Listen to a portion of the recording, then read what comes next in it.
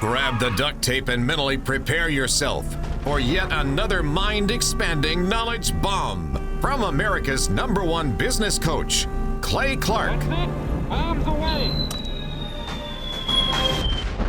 Andrew, each and every time we discuss the knowledge bombs taught to us in the book written about Bill Campbell, the world's #1 business coach, the book called $1 Trillion Coach, my mind almost explodes. Every time I find another knowledge bomb in this book, my mind almost explodes. You got to duct tape it up. Have you finished reading the book yet? I've gone through it. I'm now going back through reading my highlights and tabbing it. Oh, man. So do you have a knowledge bomb that you can think of right now, or do you have the book present? Is the book near you? The book is in my car. That's fair. That's fair. Do you have an idea so far that you've got out of the book so far where you say, wow, this is something I learned from this book, The $1 Trillion Business Coach, written by Eric Schmidt, that has moved the needle for you? Yes. One of the biggest things is, there's two big things. One is weekly meeting times.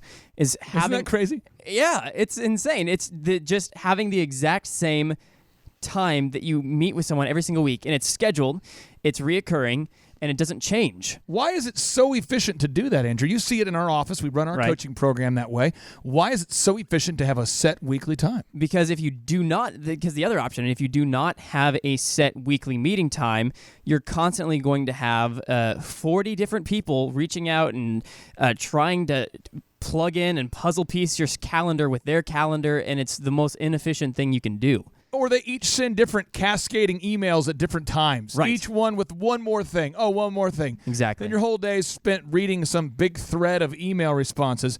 Now, I want to ask you this: when I told all the guys in the office buy this book, yeah, had you ever heard of Bill Campbell really before? Was he a household name? Do a lot of people talk about Bill Campbell? I had not. Are you amazed at the clients he's had? I am. That's one of the tabs I've made, and it's just a huge list of these big names who are household names. He's sitting there. Bill Campbell is the business coach of choice for Eric Schmidt, the CEO of Google, Steve Jobs, the co-founder of Apple, Larry Page, founder of Google, Sergey Brin, founders of Google, the head of YouTube, Jeff Bezos. Jeff Bezos, the head of Amazon. I mean, what? This guy it's hot. Now, page 89 from the $1 Trillion Business Coach I read here. It says, practice free-form listening. In a coaching session with Bill, you could expect that he would listen intently. What? He'd listen what? Intently. Oh, no checking his phone or texts or email, no glancing at his watch or out the window while his mind wandered. He was always right there. Today, it is popular to talk about being present or in the moment. We're pretty sure that those words never passed the coach's lips, yet he was one of the great practitioners, meaning he actually did it. He was a doer of this idea. Al Gore, in the book it says, Al Gore says he learned from Bill Campbell how important it is to pay careful attention to the person you're dealing with. Give them your full, undivided attention. Really listening carefully. Only then do you get into the issue. There's an order to it. He says, only then do you go into the issue. There's an order to it. Alan Eustace called Bill Campbell's approach free-form listening. Academics might call it active listening, a term first coined in 1957. And in practicing it, Bill was following the advice of the great UCLA basketball coach John Wooden, who felt that poor listening was a trait shared by many leaders. We'd be a lot wiser if we listened more, John Wooden said. Now, not just hearing those words, but listening, and not thinking about what you're going to say while someone else is talking either.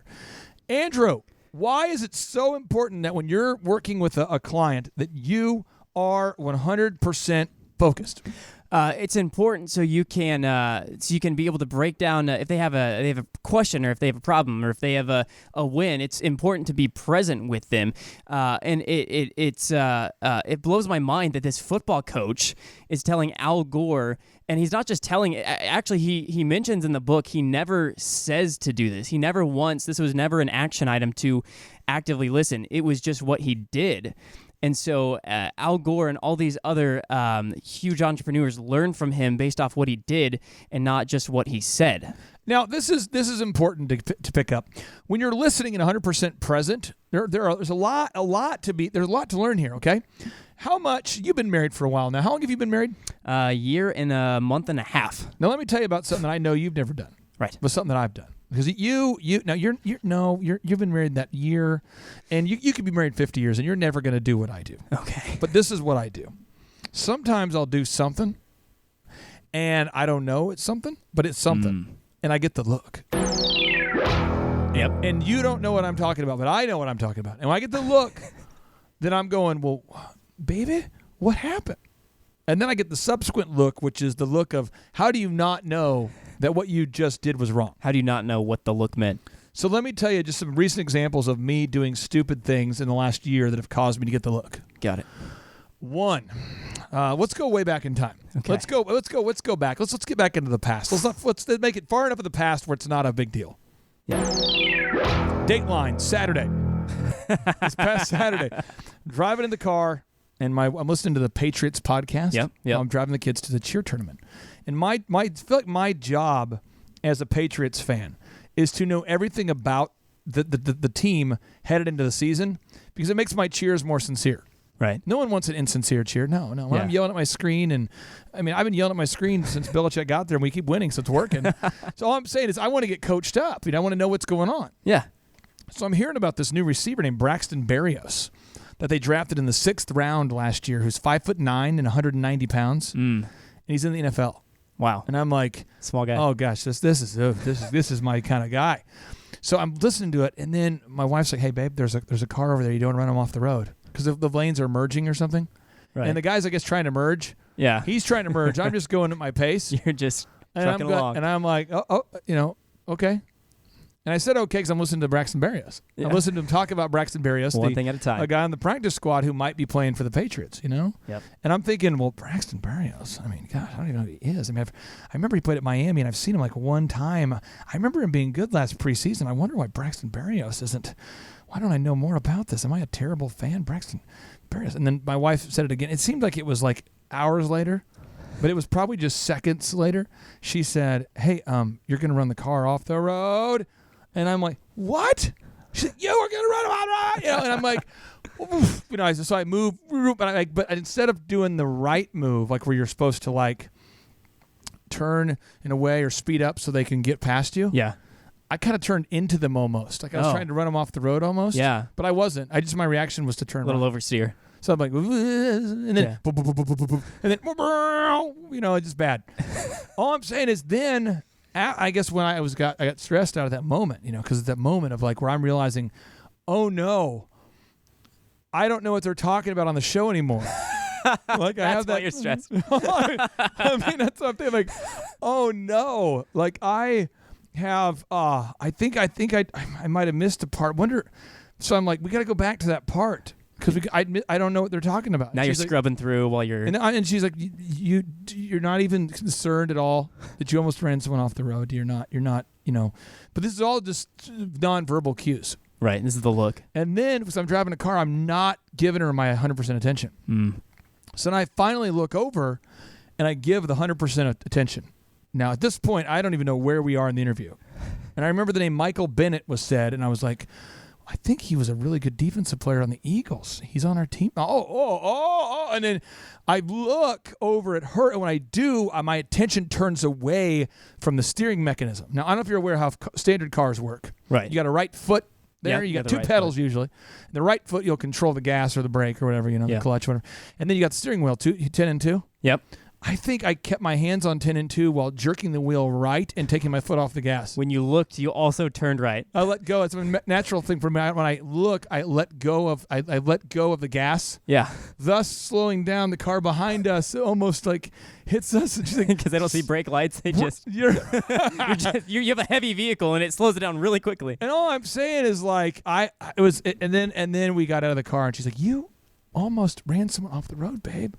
And I was like, okay, but I just think like if you guys wouldn't talk to me, I'm trying to get the podcast, and I don't know, like I don't know what we're going to be on. And I was like seriously concerned about like not knowing what happened in that podcast. And I was like, where did it cut off? Like, what time? When did it cut off? And then it occurred to me at the Super Walmart at that moment as we went to get a end of the year card for the coach to say thank you for coaching our kids in cheerleading. Yep. That's when it occurred to me, because I was 100% focused on her, Right. that I had upset her. But because I wasn't focused. Yeah. Now, this sort of misunderstanding can happen all the time. All the time. But if you're 100% focused, you pick up on those details. Yeah. Now, Andrew, what's the big temptation today? The big temptation today of, kind of putting the phone face up a little bit. Yeah. And then people tend to do what? They tend to get distracted by the constant texts, calls, and emails that come in while they're in a meeting and they're checking their phone under the table. Now, what's really, really disturbing about this whole thing is, according to Psychology Today, the average person is now interrupted a minimum. The minimum we know right now is 11 hours a day by some type of media, some type of text, some type of Facebook, some type of social media. Does that at all bother you? Andrew, does that freak you out a bit? I mean, does that kind of seem a little like, wow, that's a lot? Do you ever have that thought that maybe is a problem? That does freak me out, considering the fact that some people are awake for 11 hours per day.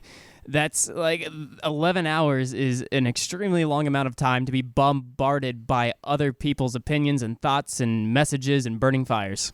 Let me just give you some statistics here real quick that maybe, or some deep thoughts, and then I want to give you just a few deep thoughts here. I think I just had somebody, see, this is what I'm talking about, on Skype right now. I think someone tried to reach out to me right now. See, this is why. And I always turn the apps off. Here we are recording. I didn't turn it off. And what did you just hear? You heard a notification. Word? Yes. So the temptation is to go, I wonder what that is. What was that? I wonder what that was. And so then you get distracted, you lose train of thought, and then your listeners say, I have no idea what you're talking about. Okay, so let's try it again. So here we go. So the fun factoid I want to read to you, this is from Psychology Today. The content, the article is called, Is Your Smartphone Making You Dumb? Reads that these perpetual distractions add up. Studies indicate that even brief interruptions exponentially increase our chances of making mistakes. What?